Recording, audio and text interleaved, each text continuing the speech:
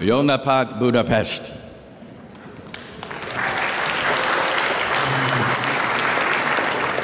At 4 p.m. on the second day of a long conference with so many great and insightful speakers, it's hard to come up with something new to say.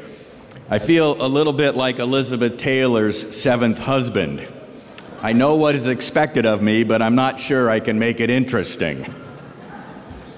Let me try. Do you know how to spot a Brussels bureaucrat? He's the one who applauds a man identifying as a woman, but issues fines against Hungarians trying to identify as Hungarians.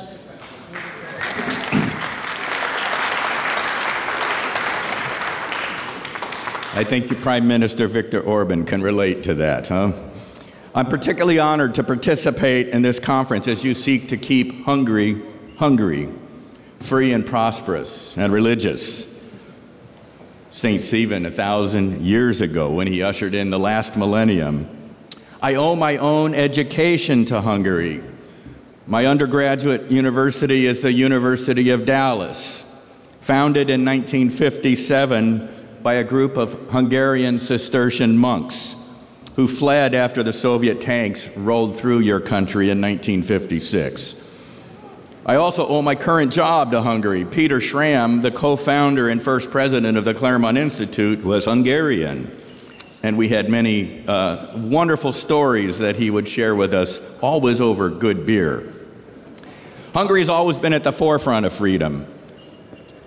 In 1222, just 7 years after the English adopted the Magna Carta, you had the Golden Bull, the Bulla Aurea, protecting the right to resist unlawful commands. Again, I think Prime Minister Viktor Orban can appreciate that.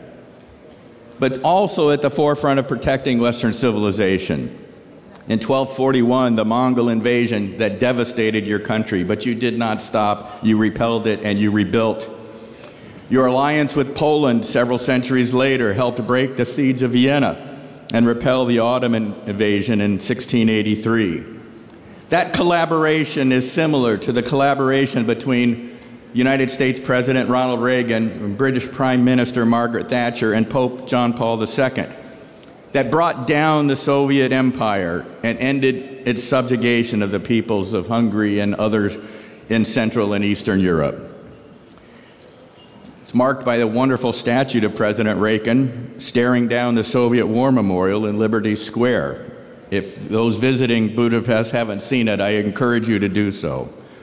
Such collaborations are needed now, again, perhaps more than ever. The threats Western Europe faces today bear some resemblance to the Ottoman incursion threat 3 centuries ago. Daily, the news carries stories of the tragic consequences of the EU's disastrous policies of unrestrained migration from parts of the world overtly hostile to our Western civilization. And with birth rates across Europe about half of what's necessary for sustainability, this is a demographic catastrophe in the making.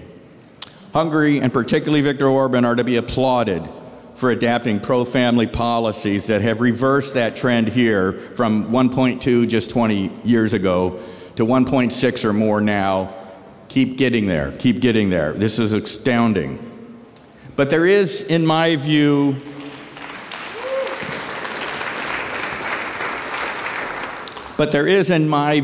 an even greater threat to Western civilization, of which the unrestrained migration is but a symptom.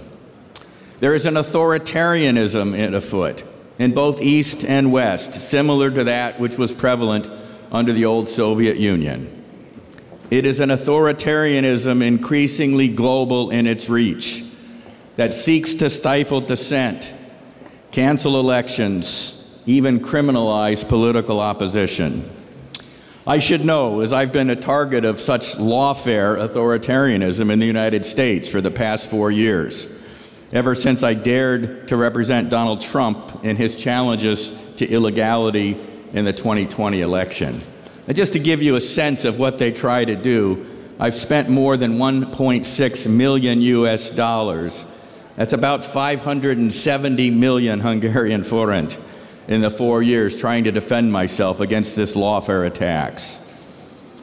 We see it across Europe with speech bans of the sort that American Vice President J.D. Vance criticized in his famous Munich speech back in February. Not unlike the political prosecution that has targeted Marcin Romanowski from Poland, who's now residing in your country under asylum. Hungary has long stood against this kind of cancellation, too. The 1848 bloodless revolution I read about, led by Sándor Petőfi, abolished censorship in Pest. And in 1849, you then built a bridge to Budapest, to Buda, to create the wonderful joint city we now are in today. But there's an even deeper and more profound threat, a combination of nihilism and defeatism or resignation.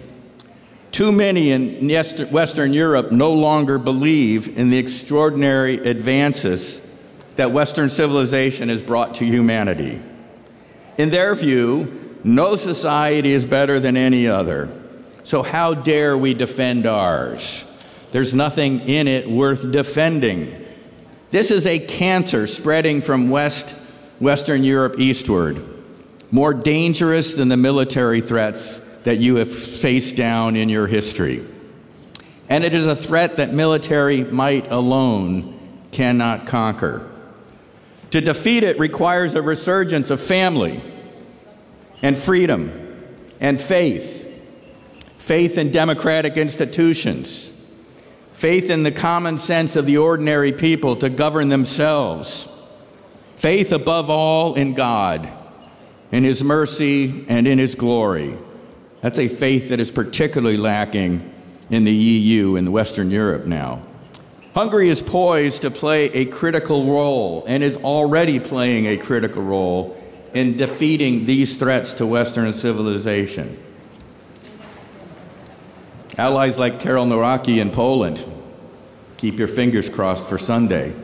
Giorgia Meloni in Italy, and perhaps most importantly, Donald Trump in America, look forward to a continuing collaboration with Hungary that may be as historically significant as the one between Reagan, Thatcher, and Pope John Paul II a half-century ago. Western civilization is in the balance. Freedom is in the balance. So let us fight, or as Trump would say, let us fight, fight, fight, to let freedom ring. Let it ring from the mountaintops and from the seashores, in the cities and in the countryside villages, in Hungary, in all of Europe, in the Americas, and in the entire world. Let us fight as though our civilization depends on it, because it does. Thank you, ladies and gentlemen. Köszönöm.